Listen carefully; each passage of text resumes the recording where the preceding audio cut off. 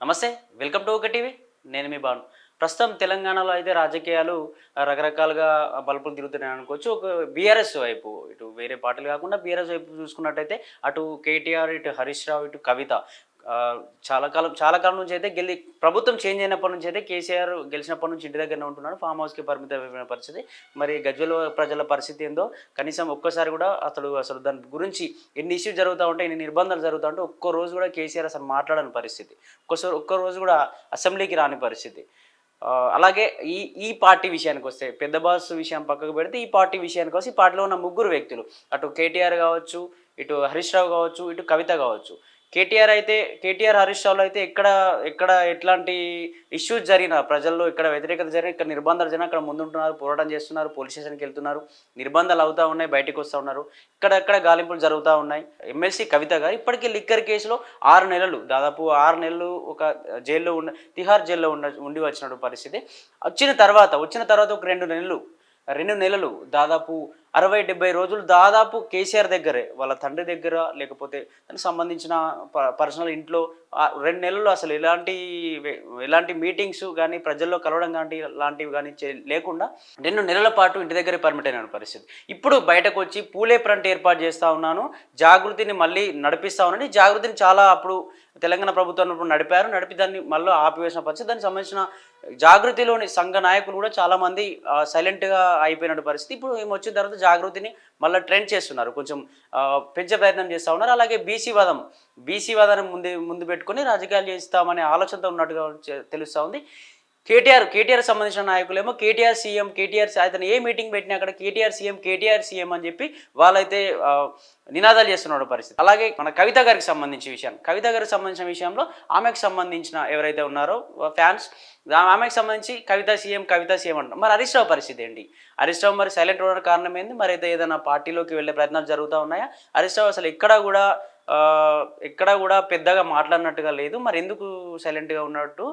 మరి నెక్స్ట్ రేస్లో ఒకవేళ కేటీఆర్కి ఇట్లా నిజంగానే అరెస్ట్ అవుతే ఇప్పుడు ఈ రాజకీయాల్లో కొత్తగా చెప్పాల్సిన విషయం ఏంటంటే ఎవరు అరెస్ట్ అవుతే తర్వాత వచ్చి ప్రజల్లో పాదయాత్ర లాంటివి చేసినప్పుడు తర్వాత వెంటనే వీళ్ళు సీఎం అయిపోతా ఉన్నాడు పరిస్థితి. అటు ఆంధ్రాలో జగన్ విషయం కావచ్చు, చంద్రబాబు విషయం కావచ్చు, నెక్స్ట్ అలాగే పవన్ కళ్యాణ్ విషయం కావచ్చు, నెక్స్ట్ ఇంతకుముందు కేసీఆర్ విషయం కావచ్చు.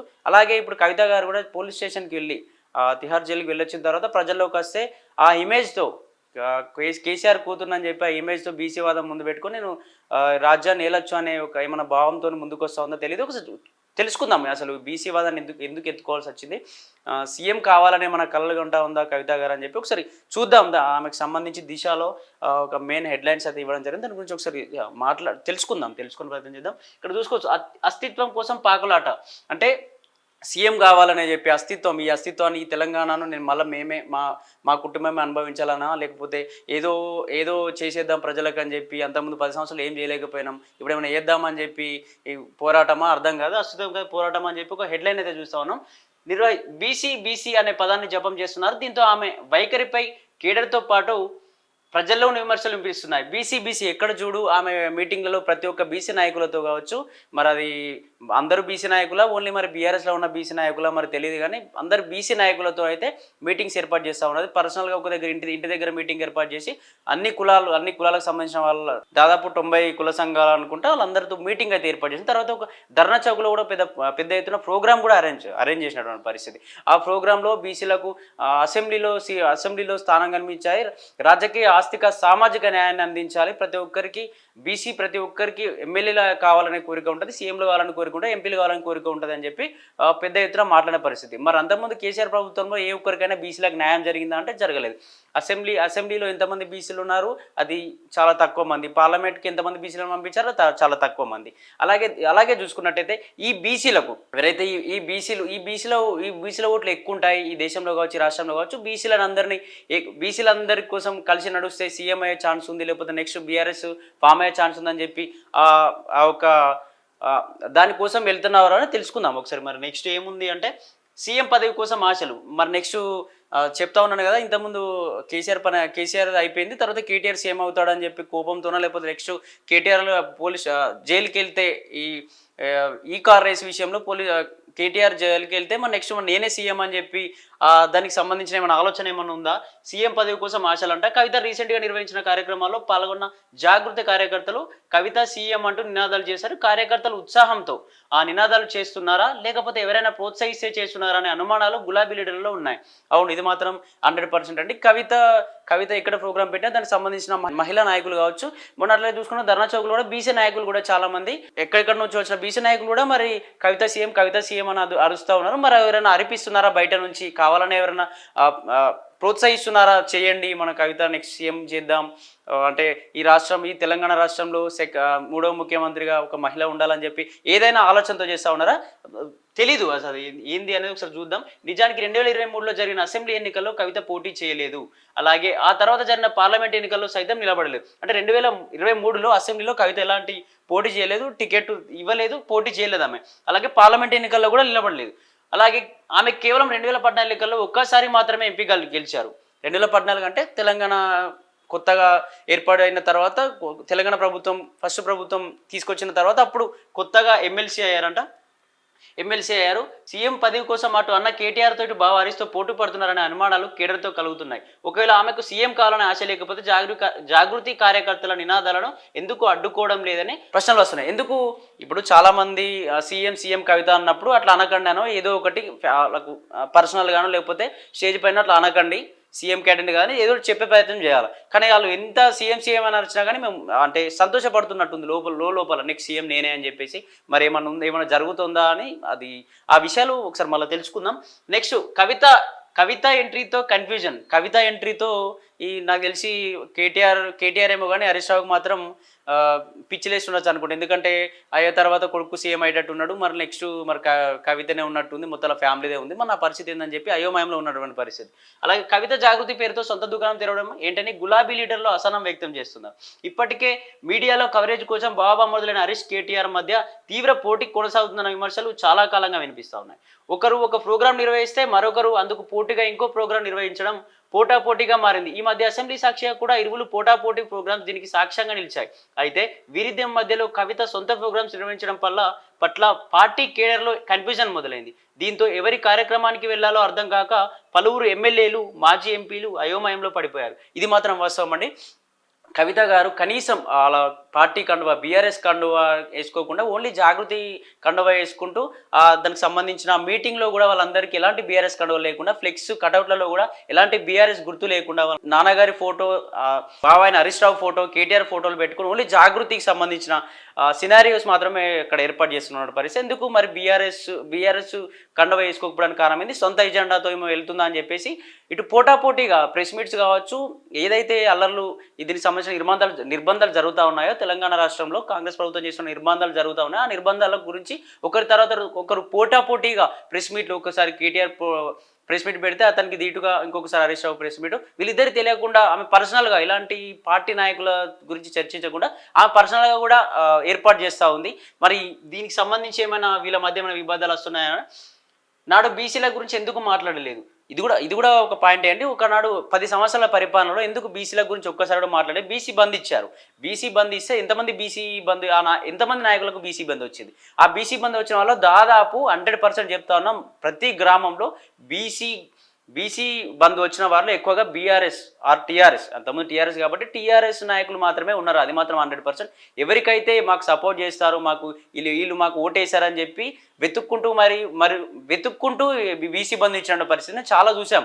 అది మాత్రం అందే వారికి, ఎవరికైతే సమస్యలు ఉన్నా వారికి మాత్రం అందలేదు. ఎవరికైతే బీఆర్ఎస్కే ఓటేస్తారో, ఎవరైతే ఇది నిజంగా ఇతను బీఆర్ఎస్ నాయకుడే అని వాళ్ళు ఖచ్చితంగా వాళ్ళు తెలుసుకుంటే మాత్రమే వాళ్ళకు చాలా మందికి బీసీ బంద్ అయితే వచ్చింది. మరి ఇట్లా ఎందుకు ఇవ్వాల్సి వచ్చింది? అప్పుడు ఎందుకు 10 సంవత్సరాల పరిపాలన ఎందుకు బీసీలు గుర్తు రావాలి? ఇప్పుడే ఎందుకు సడన్గా రేవంత్ రెడ్డి ప్రభుత్వంలోనే బీసీలకు అన్యాయం జరుగుతుంది అని ఎందుకు ముందుకు రావాల్సి వస్తుంది? అంటే సీఎం పదవి కోసమేనా అని చెప్పి ఒక ఆలోచన అయితే రావాల్సిన పరిస్థితి. పవర్లో ఉన్నప్పుడు కవిత ఏనాడు బీసీల గురించి మాట్లాడలేదు, ఆ వర్గానికి రిజర్వేషన్లు ఇవ్వాలని డిమాండ్ చేయలేదు. చివరికి సావిత్రిబాయి పూలే జన్మదినం కార్యక్రమాన్ని అధికారికంగా నిర్వహించాలని సైతం తన తండ్రి కేసీఆర్ కోరలేదు. మరోవైపు కేసీఆర్ కేబినెట్తో బీసీ మంత్రులకు సరైన శాఖలు ఇవ్వనప్పుడు ప్రశ్నించలేదు. బీసీ వర్గానికి చెందిన ఈటెల రాజేందర్ను కేబినెట్ నుంచి బర్తరఫ్ చేసినప్పుడు సైతం మౌనంగా ఉన్నారు. వీటన్నిటికీ మించి కేసీఆర్ కేబినెట్లో ఓ బీసీ మంత్రిని కవిత అనుచరుల తీవ్ర ఇబ్బందులు గురితేస్తున్నప్పుడు విషయం తెలిసి కూడా మౌనంగా ఉన్నారనే ప్రచారంలో అప్పుడు జరుగుతుంది. అయితే అసెంబ్లీ ఎన్నికల్లో బీఆర్ఎస్ ఓడిపోయిన తర్వాత పార్లమెంట్లో ఎన్నికలకు ముందు మాత్రం కవిత పూలే విగ్రహాన్ని అసెంబ్లీలో ఏర్పాటు చేయాలని డిమాండ్ చేశారు. అందుకోసం పలు బీసీ సంఘాలతో సమావేశమయ్యారు. ఇక్కడ చూసుకోవచ్చు, అంటే ఎప్పుడైతే ఈటల రాజేందర్ గారు చాలా సీనియర్ నాయకులు, చెప్పాలంటే సీఎం క్యాండిడేట్ కూడా అతను, సీఎం అంత ఆలోచన ఉన్న వ్యక్తి, సీఎం అంతా పోరాటం చేసిన కూడా వ్యక్తి, తెలంగాణ ఉద్యమంలో చాలా పాటుపడ్డ వ్యక్తి, ఓ బీసీ క్యాండిడేట్, ముదిరాజ్ బిడ్డ బీసీ క్యాండిడేట్. అతన్ని పార్టీ నుంచి సస్పెండ్ చేస్తున్నప్పుడు కవిత అసలు ఎందుకని మాట్లాడలేదు. ఈ ప్రభుత్వం వచ్చిన తర్వాత పూలే జయంతులు చేసి సావిత్రిబాయిని దానికి సంబంధించిన తెలుగు ఉపాధ్యాయురాలుగా తీర్చిదిద్దాలి, సావిత్రిబాయి విగ్రహాలు పెట్టాలి, నేను సావిత్రిబాయి పేరుతో నేను బీసీలందరినీ ఏకం చేస్తా ఉన్నా అని చెప్పి ఇప్పుడు మాట్లాడుతూ ఉంది. అంతకుముందు ఎప్పుడు ఒక్కసారైనా పూలే విగ్రహాలకు ఎప్పుడైనా పూలమాలలు వేసి నమస్కరించిన పరిస్థితి అయితే లేదు. ఆ 10 సంవత్సరాల్లో బీసీలకు సంబంధించి అన్యాయాలు జరుగుతుంటే ఎప్పుడు ఒక్కసారి మాట్లాడిన పరిస్థితి లేదు. మరి ఇప్పుడే ఎందుకు బీసీల పైన అంత తొందరగా అంత ప్రేమ పుట్టుకొచ్చింది అనేది అర్థం కాని పరిస్థితి. అలాగే ఇక్కడ చూసుకుంటే జాగృతి కమిటీలు అప్పుడు ఎందుకు రద్దు చేశారు? ఈ జాగృతి కమిటీలు అప్పుడు ప్రభుత్వం వచ్చిన తర్వాత జాగృతి కొన్ని రోజులు కంటిన్యూ చేసి తర్వాత ఆపేసారు. దానికి సంబంధించిన నాయకులం కావచ్చు అందరినీ ఎలాంటి దానికి సంబంధించిన మీటింగ్స్ ఏర్పాటు చేయకుండా ఆపేసిన పరిస్థితి. మరి ఇప్పుడే ఎందుకు అంత తొందరగా రద్దు చేసిన దాన్ని ఎందుకు పునర్నిర్మాణం చేసి మళ్ళీ ఎందుకు కంటిన్యూ చేస్తూ ఉన్నారు, దానికి సంబంధించిన మీటింగ్స్ ఎందుకు పెడతా ఉన్నారు అని చెప్పేసి ఒక ప్రశ్న అయితే వేసుకోవచ్చు. రెండోసారి అధికారంలోకి వచ్చినప్పుడు జాగృతి సంస్థ కార్యక్రమాలకు కవిత ఫుల్ స్టాప్ పెట్టారు. అప్పటి వరకు ఉన్న జిల్లా కమిటీలను రద్దు చేశారు. అప్పుడు జిల్లా కమిటీలు అందరూ రద్దు చేశారంట. ఉన్న పలంగా అప్పుడు రద్దు చేసి మళ్ళీ ఇప్పుడు యాక్టివ్ చేయడంతో జాగృతి లీడర్లు సైతం అనుమానాలు వ్యక్తం చేస్తున్నారు. అందులో ఉన్న నాయకులు కూడా, జాగృతికి సంబంధించిన నాయకులు కూడా అనుమానాలు వస్తూ ఉన్నాయి. అటు ఎందుకు అంతకుముందు అంత తొందరగా రద్దు చేసి ఇప్పుడు ఇంత తొందరగా జైలు నుంచి రాగానే ఎందుకు అంత తొందరగా రిలీజ్ చేస్తూ ఉంది, వాటిని మీటింగ్స్ ఎందుకు ఏర్పాటు చేస్తున్నారని అని చెప్పి ఆ లోపల ఉన్న జాగృతిలో ఉన్న సంఘ నాయకులకు కూడా కొంచెం అనుమానాలు అయితే వ్యక్తమవుతా ఉన్నాయన్నట్టుగా తెలుసుకోవచ్చు. ఇప్పుడు శక్తి వంచన లేకుండా కార్యక్రమాలు చేసి అధికారంలోకి వచ్చిన తర్వాత తమను పక్కన పెడతామేమో ఆందోళన చెందుతున్నారు. ఎందుకంటే అధికారంలో ఉన్నప్పుడు కొందరు జాగృతి లీడర్లు గులాబీ లీడర్లకు పోటీగా కార్యక్రమాలు నిర్వహించి అసెంబ్లీ టికెట్లకు పోటీ పడ్డారు. తీరా కమిటీల రద్దుతో డీలా పడ్డారు. అయితే రెండవసారి అధికారంలోకి వచ్చిన తర్వాత ఓవైపు జాగృతి కార్యక్రమాలు, మరోవైపు పార్టీ ప్రోగ్రామ్స్తో జిల్లా లీడర్ల మధ్య విభేదాలు తలెత్తాయి. ఇక్కడ చూసుకున్నది ఏంటంటే జాగృతిలో మేము అందరూ పోరాటం చేసిన వ్యక్తులు ఏంటంటే మాకేమైనా టికెట్ వస్తుందేమో అని చెప్పి ఆశతో చాలా పోరాటాలు చేశారట. అప్పుడు అట్లాంటి వాటికి ప్రభుత్వం రాగానే ఎవరిని పట్టించుకోకుండా వాళ్ళ సొంత ఫ్యామిలీ కుటుంబం కోసం కావచ్చు, ఆమె సొంత పదవి కోసం కావచ్చు పోరాటం చేసిందని కూడా అనుకోవచ్చు. వాళ్ళను పక్కదారి పట్టించే ప్రయత్నం చేసిందని అంటున్నారు. అందుకే అసహనంతో ఉన్నట్టుగా తెలుసుకోవచ్చు. ఇప్పుడు ఈ పూలే ఫ్రంట్తో అలాగే బీసీ నినాదంతో ముందుకు వస్తూ ఉంది. జాగృతి నాయకులందరినీ ముందుకు వస్తూ ఉంది. మీ ఇంట నేను ఉంటాను, మీకు అందరికీ తగిన న్యాయం చేస్తానని చెప్తా ఉంది. మరి ఇప్పుడైనా కరెక్ట్ చేస్తుందా అని చెప్పి అనుమానాలు కూడా వ్యక్తం అవుతూ ఉన్నాయట. మరి అందులో నుంచి కొందరు తప్పుకునే ప్రయత్నాలు కూడా జరుగుతూ ఉన్నాయని కూడా తెలుసుకోవచ్చు. మరోవైపు పార్టీ ప్రోగ్రామ్స్తో జిల్లా లీడర్ల మధ్య విభేదాలు తలెత్తాయి. ఈ విషయాన్ని గమనించిన కేసీఆర్ జాగృతి యాక్టివిస్ట్కు ఫుల్ స్టాప్ పెట్టాలని ఆదేశిస్తున్నట్టు అప్పట్లో ప్రచారం జరిగింది. అప్పట్లో నాట జాగృతికి సంబంధించి ఇందులో వీళ్ళందరూ దానికి సంబంధించిన స్థానాల కోసం మాత్రమే పోరాటాలు చేస్తూ ఉన్నారు, వీళ్ళందరికీ ఇవ్వాలంటే మా వల్ల కాదు కాబట్టి దీన్ని రద్దు చేసేయండి అని చెప్పి అప్పుడు కేసీఆర్ కూడా చెప్పినట్టు అప్పుడు రద్దు చేసి ఇప్పుడు మాత్రం తీసుకొచ్చిన పరిస్థితి. ఎందుకు తీసుకురావాల్సి వచ్చింది? ఇప్పుడే ఎందుకు బీసీల పైన అంత ప్రేమ పుట్టుకొచ్చింది అని చెప్పి మేము క్వశ్చన్ చేస్తూ ఉన్నాం. బీసీలు, ఎస్సీ ఎస్టీ మైనారిటీ అనేటువంటి బీసీల యొక్క ఓట్లతో రాజకీయాలు చేసి వాళ్ళ బీసీలను అన్యాయం చేసి మళ్ళీ గద్దెనెక్కడం కోసమే ఈ ప్రయత్నాలు జరుగుతున్నాయని బీసీలందరూ గమనించాలి. బీసీలందరూ ఒకసారి గట్టిగా నిర్ణయం తీసుకోండి. ఎందుకు అసలు ఈమెకు మేము ఎందుకు సపోర్ట్ చేస్తూ ఉన్నాం, కొన్ని క్వశ్చన్స్ చేసుకోండి. ఈమెకు మేము ఎందుకు సపోర్ట్ చేస్తాను, ఇంతకుముందు మాకు బీసీలకు వీళ్ళ ప్రభుత్వంలో ఎట్లాంటి న్యాయం జరిగింది, ఇప్పుడు ఈ కాంగ్రెస్ ప్రభుత్వంలో మేము ఏం కోల్పోతున్నాం, కాంగ్రెస్ ప్రభుత్వం ఇప్పుడు మనం పట్టించుకోవట్లేదు, ఇతర పార్టీలు మరి ఏమైనా మాకు న్యాయం చేస్తాయని చెప్పి ఒక్కసారి క్వశ్చన్ చేసుకోండి. మళ్ళీ పూర్తిగా నమ్మి మళ్ళీ మాకేమో చేస్తారని చెప్పి నమ్మి మళ్ళీ మోసపోకండి. మీకు అసెంబ్లీలో సమాన వాటా, రాజకీయ వాటా, ఆర్థిక సామాజిక వాటా కావాలి అంటే ఖచ్చితంగా మంచి నాయకునికి సపోర్ట్గా ఉండండి. ప్లీజ్ మీ జీవితాలు ఈ రాజకీయ నాయకుల యొక్క ఏదో మాటలు నమ్మి మీ జీవితాలు మాత్రం నాశనం చేసుకోకండి. Thank you.